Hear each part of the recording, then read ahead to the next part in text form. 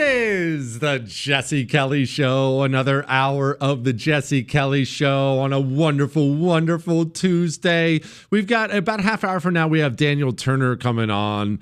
He's going to talk about the AI data centers and the power grid and what it means. I'm totally nerding out on this, fascinated by this whole thing. Maybe you'll find it boring. Maybe you'll geek out with me on it, but I want to know what's coming and why it's coming. So that's coming up about a half hour from now. We'll do some emails, but before I get to that, I'm not going to spend a lot of time on this, but I'm going to touch on this briefly. There's something I haven't quite figured out. I can see it. It's very obvious to me, and I haven't figured out the why behind it. And that thing is Democrats and their use of the F word. Their public use, it's not only the F word, their public use of profanity. And before I go into this, I just want to be clear that I am obviously no saint whatsoever. I'm not sitting here preaching to you about something. I've used more potty words in my life than I ever should have. Okay, I'm not encouraging you to ever do so. I just want to be clear that I'm not moralizing against it. But when I see patterns, I start looking for why. Remember, for instance, when Trump about the Epstein stuff all of a sudden started coming out saying, shut up and move on, you idiot. Shut up and move on, you idiot. He said it several times. And that's when I predicted they're going to leak something. Why did I predict that correctly? Because I noticed a pattern. Donald Trump says the same thing several days in a row. Why? It makes me ask why. So Hunter Biden recently sat down for an interview. And I realize it's Hunter Biden and he's a crackhead and he's a nut job, but tell me if you notice anything with this little clip. Number one, I agree with Quentin Tarantino. George Clooney is not a actor. He is a I don't know what he is. He's a brand. And by the way, and God bless him. You know what? He supposedly treats his friends really well. You know what I mean? Buys them things. And he's got a really great place in Lake Como. And he's great friends with Barack Obama. You, what do you have to do with anything? Why do I have to listen to you? What right do you have? We got it. Believe me, it goes on and on and on. Beep, beep, beep, beep, beep, beep. It's awful. I'm not just picking on Hunter Biden. Elected Democrats, senators, members of the House, where I never saw this before, ever, out of either party, ever, will now regularly talk like this in public. To understand enough about the Constitution to the extent that I'm the one that's supposed to make the decision or at least get a vote. If you could speak directly to Elon Musk, what would you say? Off. It's not just young ones either. It's older ones. There's a pattern happening. Stephen Colbert on his show last night, that filthy communist who got his show canceled and then Trump hilariously made fun of him for it. National television, CBS, said this. On Friday, Donald Trump posted, I absolutely love that Colbert got fired. His talent was even less than his ratings.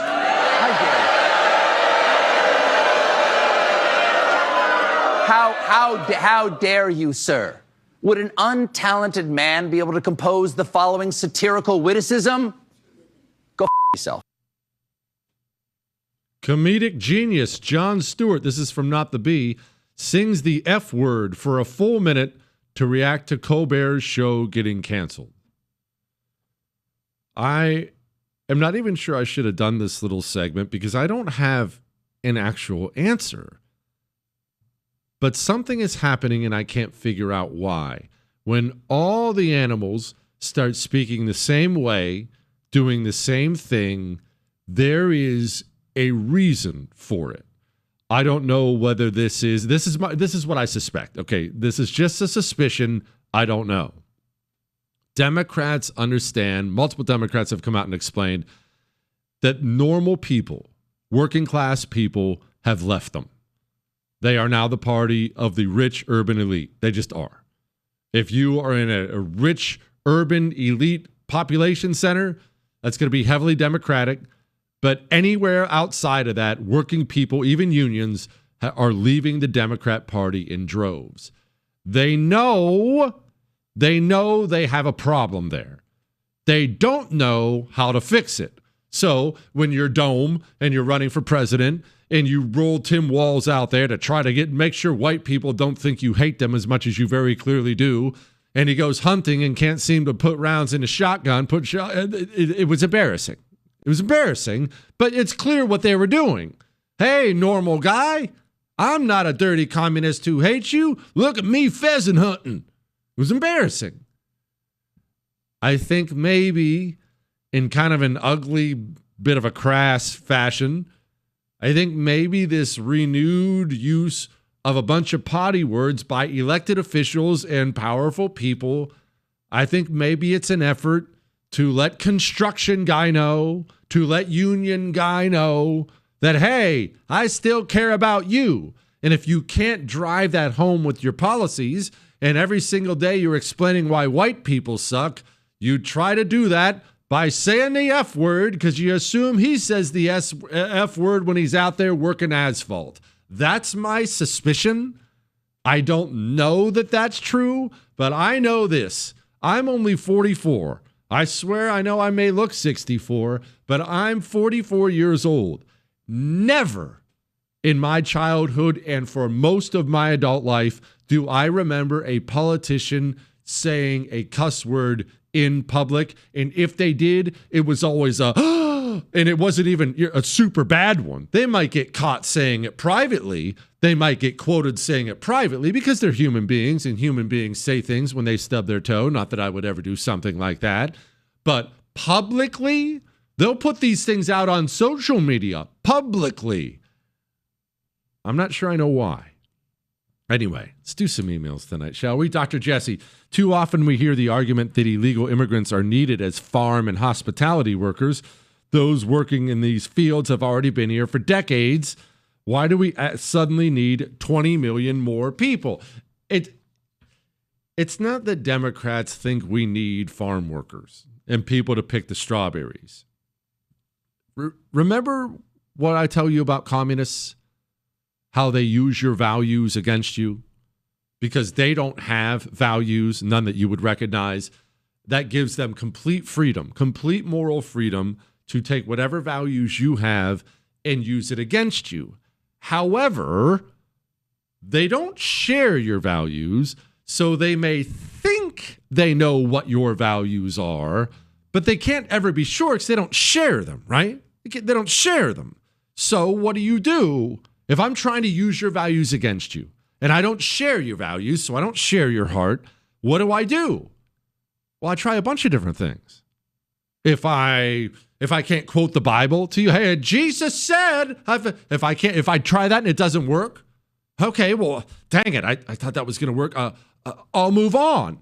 And you see Democrats with almost every single issue, when they're losing on one, they'll try this. We need people to clean the hotel rooms and pick our strawberries for us. That's not because they care about any of those things. That's an effort to get it home to you.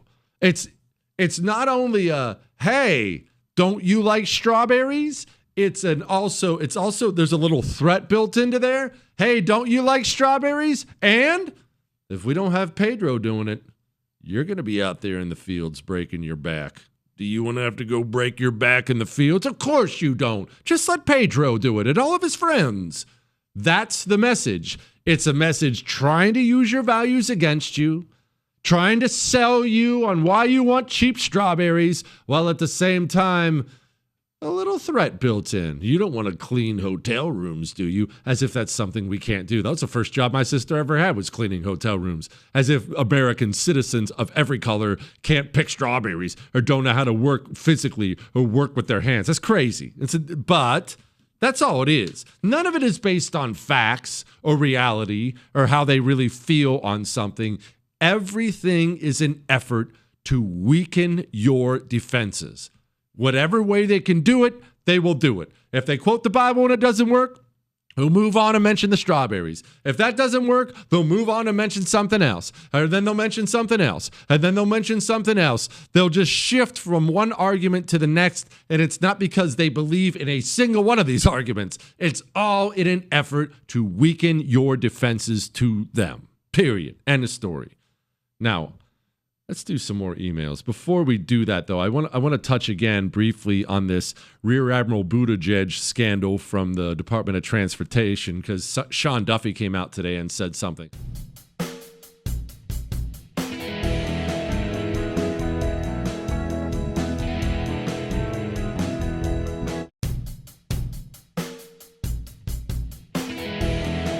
It is the Jesse Kelly Show on a wonderful Tuesday. Remember, you can email the show, and you should. Your love, your hate, your death threats.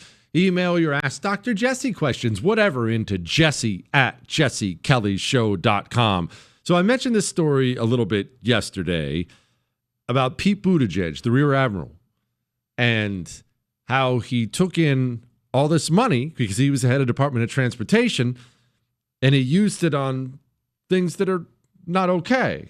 Listen to this. Why are you gay? Oh, sorry, that was the wrong one. Listen to this. Federal spending records and airline industry insiders are indicating that Pete Buttigieg failed and basically ignored all outdated air traffic control systems, which failed miserably in Newark earlier this year. He basically ignored all of that, instead spending the money that was allocated to his department on more than $80 billion of it on diversity, equity, and inclusion grants, instead of updating those old air traffic control systems. At least half of the Department of Transportation's entire budget for a typical fiscal year, programs such as Justice 40, ended up shelling out 55% of around $150 billion in infrastructure investments to disadvantaged communities. He spent half of his budget handing out money to his political allies. Sean Duffy, current transportation secretary. That was Newsmax. This is him, Sean Duffy. There wasn't a focus on building big, beautiful projects that connect people. It was really about spending infrastructure money to drive an ideological agenda, whether it be the green agenda or the diversity, equity, and inclusion agenda. And in the end, they've only hurt the American people because a lot of money was spent and there's not a lot of deliverables for that money. Just remember that voting for Democrats gets you this every single time. Every single time. Because Democrats are communists, and that's what communists believe in. When a communist tries for a political office or a position like the Department of Transportation, he will work very hard to present a good face to you, to lie to you about what he intends to do. Because he knows you don't want him doing what he's about to do. But no matter what he says to you, his intention is to grab that position of power, whatever it is, and to use the power and money that comes with that for the revolution. Chris, I want you to grab me something. Klaus Schwab, when he talks about shareholder capitalism versus stakeholder capitalism, and it's a bit of a long audio cut, but we've brought it up before, and you understand exactly, Chris understands exactly where I'm going with this. What he lays out, and I'm going to let him use his own words with his weird German accent, but what he lays out is a plan. He doesn't use these words, but it's essentially the communist plan to take over corporate America. Oh, you have it? Go play it. Play it. We have state capitalism. On the other hand, we have shareholder or private capitalism. So it's a clash between two systems. I believe that state capitalism in the short term provides certain advantages because you can mobilize in a concentrated way a lot of resources to reach a specific objective. But I believe that the future is not state capitalism or shareholder capitalism. The future is what I call stakeholder capitalism, which is combined with the social responsibility. Stakeholder capitalism. What does that mean? Well, it means that corporations shouldn't be used for profit to help the shareholders. After all, we all have a stake. Everybody's a stakeholder, even people not involved in the company. And the corporation, he mentioned it at the end, has a responsibility to everyone. But what does all this flowery language mean? Allow me to break it down for you. The communists looked at all the power and money in corporate America and said, wow, we could use that for our revolution. And they started to conquer corporate America. But they do this wherever they are, whatever the institution is. It could be a private institution. It could be a government institution. It could be the mayor's office. It could be the public library. It could be a school teacher. It could be a corporate CEO. It could be head of the Department of Transportation. It could be the office of the presidency. Whatever power you are able to get your hands on as a communist, you don't think about what you should be doing on behalf of your company or your library or your class or your country. Those thoughts never, ever, ever enter your mind. You have been given power that should be used for the revolution. How in the world could anybody in their right mind justify using half of the Department of Transportation budget on crazy cultural Marxist things? He would never consider doing otherwise. What's the point of being the head of the DOT and having this power and having this huge budget if you can't use it for the revolution? You ask why they would do those things? I would argue if you ask that question, you are naive to the fact he doesn't know any other way. Your kid's fourth grade teacher has a Black Lives Matter flag and tells your son he should cut his penis off because she's not a teacher, she's a revolutionary. A revolutionary who has access to legions of children. Every year she gets a new batch. And she's going to use her power, whatever power she has, for the revolution. That's how the communist thinks. Let's move off of this and let's talk about AI and our power grid, and this is about to be nerdy and wild and interesting. Daniel Turner is going to join us to talk about that next.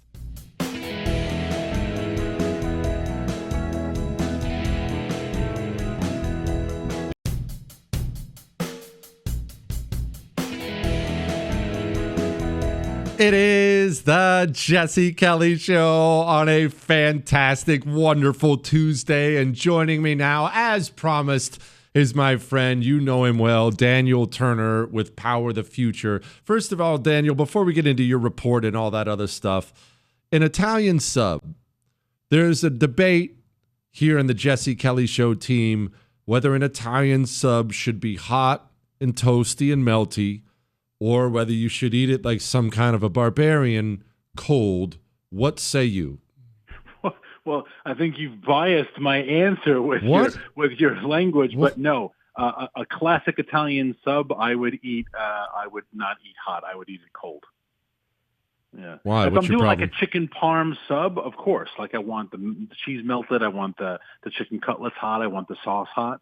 But if I'm doing like salami and mortadella and cheese and like the spicy red pepper paste, I want all that cold.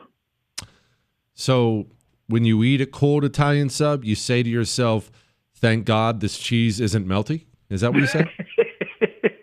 I mean, you can eat some cheese without it being melted, right? Like you just eat a piece of cheese, like with cheese and crackers. Not all cheese is melted. Some cheese is good, firm and hard. You know what? I just want to move on. I want to move on. Let's talk about your area of expertise, because very clearly it's not Italian subs. I want to talk about the report you just did. Go ahead. You have the floor. Wait, but why are you eating our food anyway? You hate Italians. You always talk about how you can't have you. Before we go on to energy, and you can't despise the culture. And then say you want to take the food. Like, you got to take one with the other, Jeff. Well, that's why I'm trying to improve. I'm trying to help you people out. If you could warm up your subs, maybe I'd warm up to you. Maybe it's on you, really. All right, quit.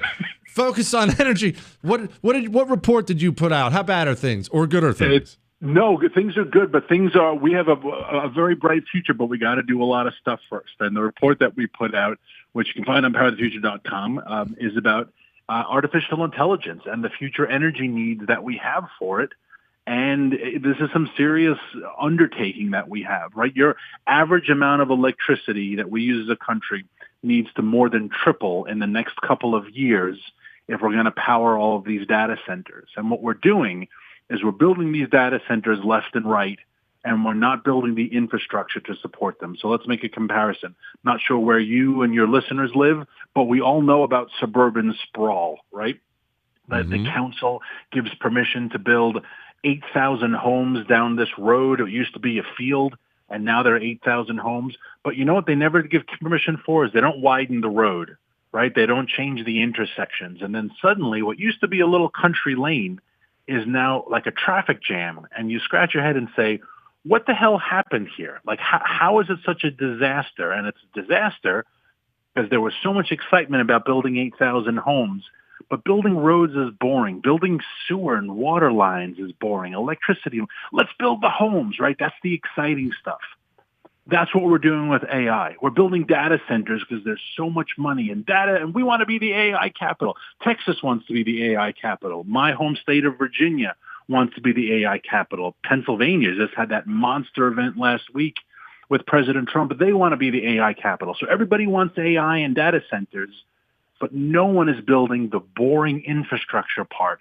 And what that means is that eventually you Texans are going to be stuck on that road in bumper-to-bumper traffic saying, wow, this is awful. Who the hell's in charge, and why does my life suck? Because this is what they did to us. And that's the scary future that we have unless our elected officials start making some smarter decisions.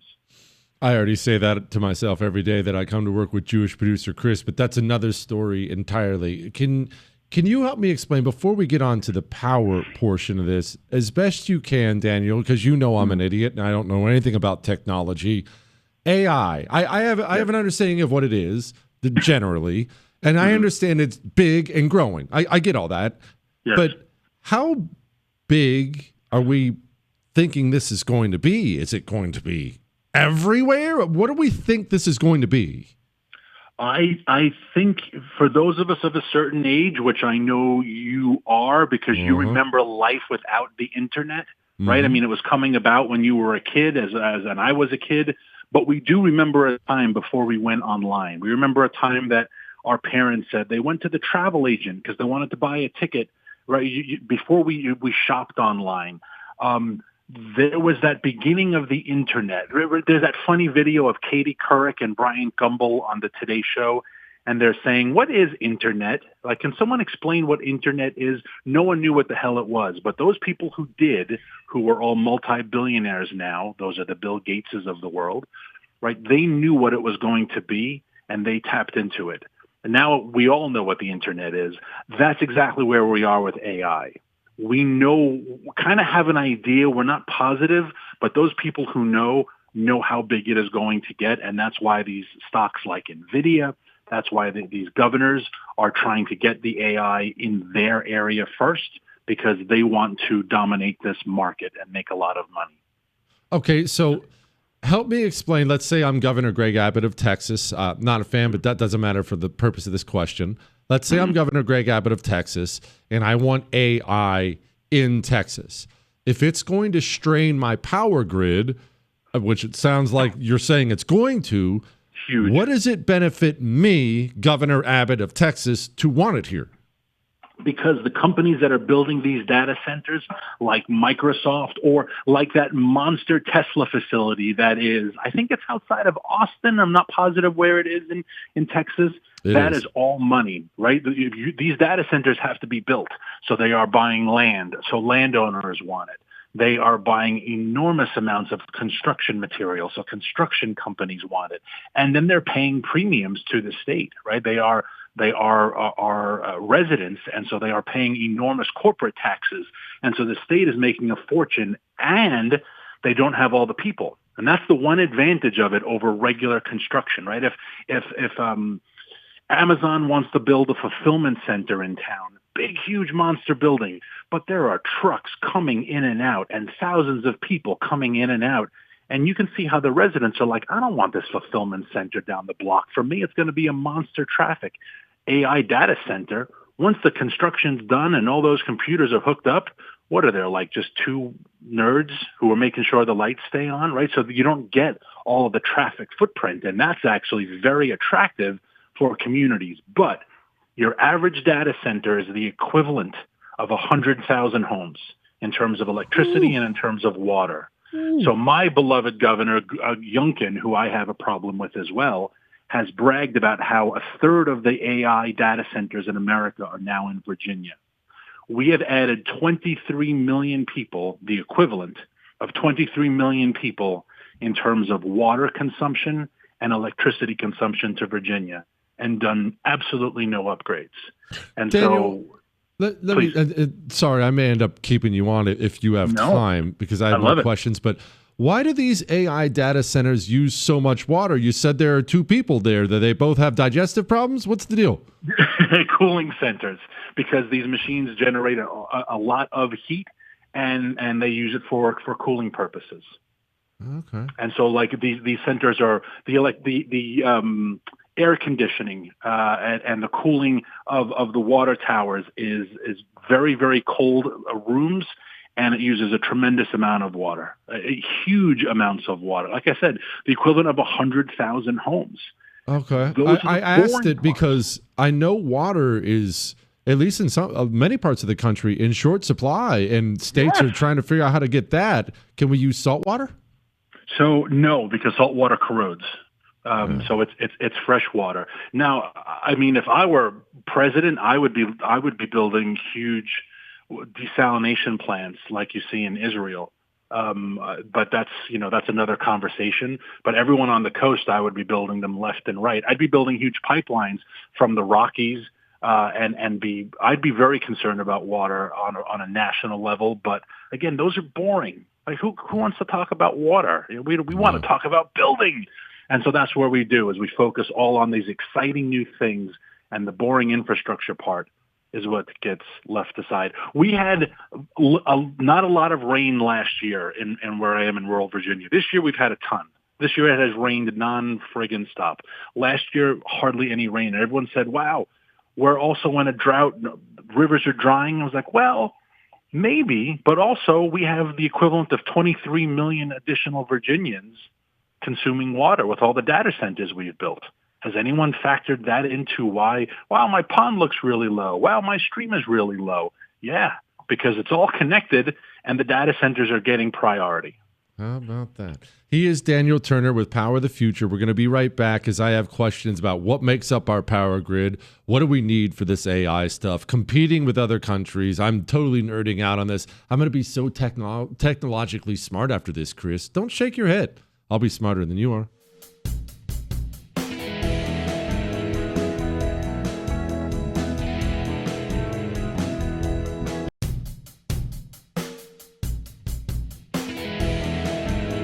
It is the Jesse Kelly Show, back with just a couple more questions for Daniel Turner, Power of the Future. Okay, so you guys put out a report, powerofthefuture.com.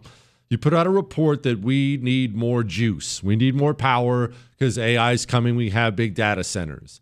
I guess my big questions are, where are we getting our power now? And where are we going to get 3 times the power we currently have to power these friggin' things? $1 question right there. Right now, in real time, I am looking at ERCOT, which is the Texas Utility Commission. I'm looking at their website. And right now, it will tell you exactly where your electricity is coming from. And half of it is coming from wind and solar. So the environmentalists will celebrate and see, look how great it is. Texas, half of its electricity is coming from wind and solar. I don't know if that's good or bad. I do know that Texas has spent over $100 billion to get this system up and running. They haven't spent a dime on fossil fuels, because fossil fuels are the ones who pay the taxes.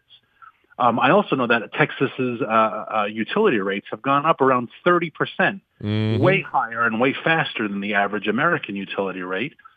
So it does come at a cost. I also know that you have sacrificed hundreds of thousands of acres of land to build these stupid solar and wind farms. So yeah, you can point to the 50% of our electricity comes from wind and solar, but at what cost? Is life better for Texans right now, I would say it's more expensive. And I just looked online. It's only 96 degrees in Houston. Now, that's hot. But it also in July, in late July in Houston, it can be 110. So you're also just kind of celebrating the fact that it's not as hot as it could be. And I got to tell you, Jesse, that's not a great way to run a state. Like, well, at least it's not as hot as it could be. Thank goodness we're not in a heat wave and the grid survives. So is that how we see the future? Like, let's roll the dice and pray the wind blows, pray it's sunny, and pray it's not too hot. I think that's a pretty awful way to treat your constituents when you're charging them 30% more for their utility than they should already be paying. So if a red state like Texas has already succumbed to this insanity, and you're 100% right about the 30% increase in power bill, we get mad about ours every single month.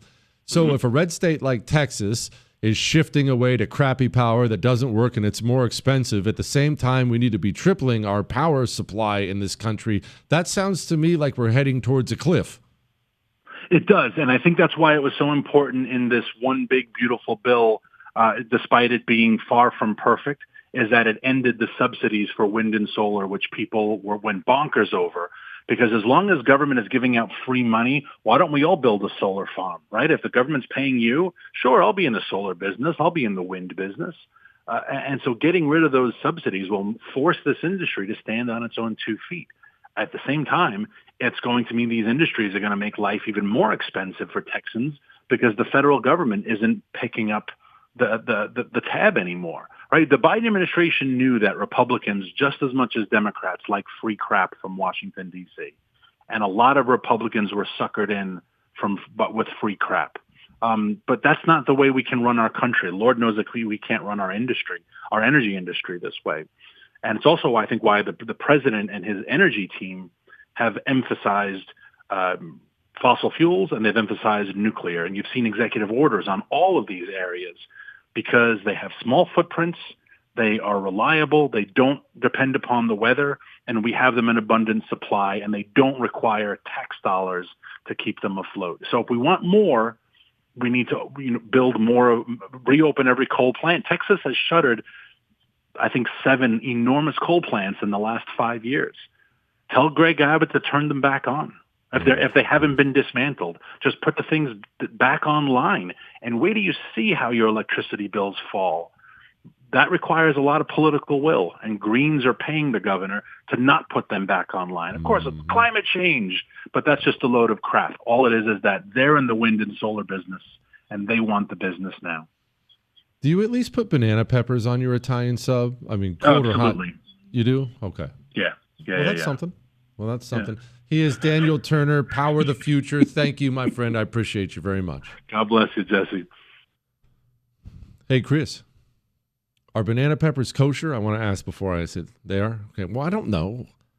Have you ever had one on a pizza? What do you mean you don't like banana peppers?